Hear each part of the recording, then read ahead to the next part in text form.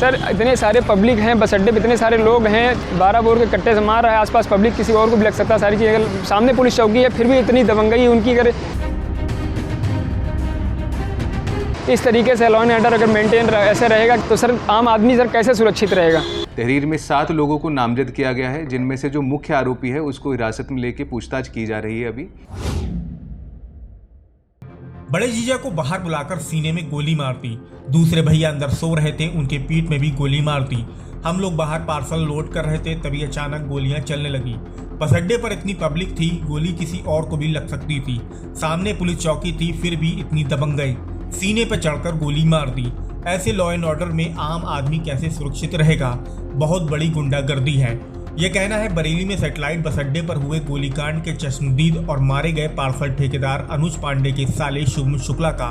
जिस वक्त कुली नौबत यादव ने पार्सल ठेकेदार भाइयों अनुज और अतुल पांडे को गोली मारी, उस वक्त शुभम वहीं बाहर पार्सल लोड कर रहे थे।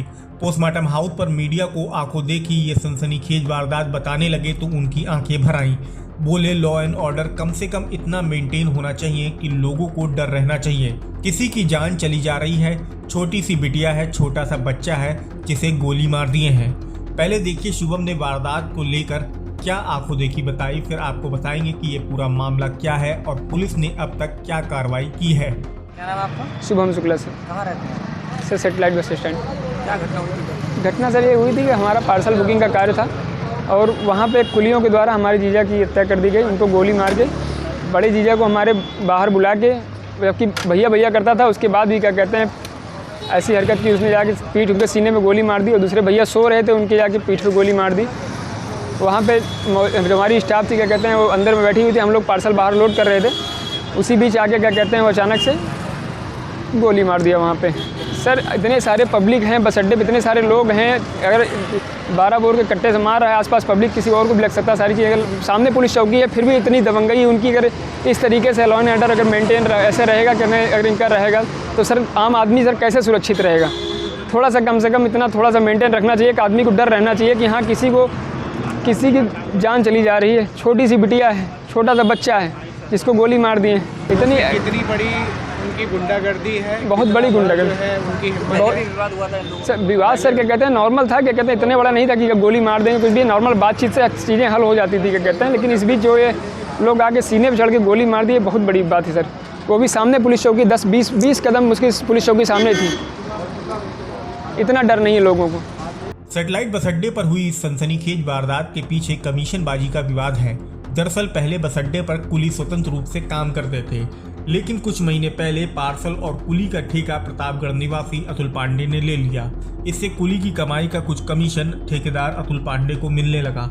इससे नाराज होकर बिथरी चैनपुर निवासी कुली नौबत यादव ने मंगलवार देर शाम ठेकेदार अतुल पांडे और उसके भाई अनुज पांडे को पार्सल घर में घुसकर गोली मार दी थी, जिसमें अनुज की मौत हो गई थी जबकि अतुल घायल हो गए थे। गोली की आवाज सुनकर सैटेलाइट पुलिस चौकी पर तैनात सिपाही दीपांशु और ट्रैफिक पुलिस कर्मियों ने आरोपी नौबत यादव को दबोच लिया था। जानकारी पर एसएसपी अनुराग और एसपी सिटी मानुष पारिक मौका वारदात पर पहुंच गए थे। फॉरेंसिक टीम को भी बुला लिया गया था। पुलिस ने इस मामले में 7 लोगों के खिलाफ मुकदमा दर्ज कर लिया है।